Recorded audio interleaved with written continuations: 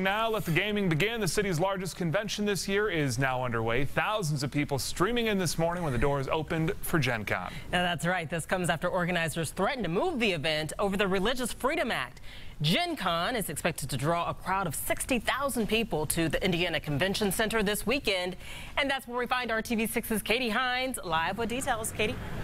People we talked to who are attending the convention tell us that they're happy the CEO of Gen Con took a stand against RFRA. And Gen Con is scheduled to stay here in Indianapolis through the year 2020, but beyond that, it's not clear. The conversation on the issue still continues.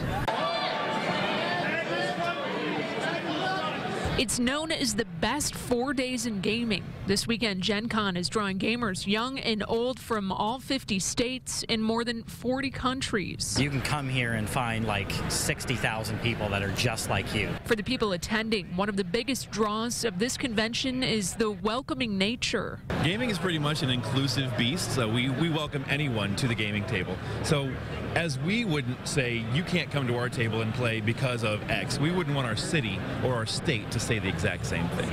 That's why the people we talked to back the CEO's decision to speak against the Religious Freedom Act. I think it was cool for Gen Con to be like, we're for everyone, because it should be. Like, I would hate the idea of like people thinking that like coming to Indianapolis or that kind of thing is not a good idea because it's not like accepting it. Visit Indy spokesman Chris Gall says the CEO's threat to move the convention out of Indianapolis before the end of its contract would have dealt a devastating blow. The convention brings in an estimated $67 million per year to the Circle City. We know that their attendees were applying pressure, and their exhibitors and their sponsors, and so certainly being able to put the fix in place saved Gen Con, and we'll be interested to see how they feel and how they react to the next legislative session. Gall says Visit Indy has been in aggressive negotiations to keep Gen Con in the Circle City past its current contract. Pulling off another year of record-setting attendance this year would help in demonstrating how much Indianapolis loves Gen Con, how Indy welcomes all, and how we want to keep them here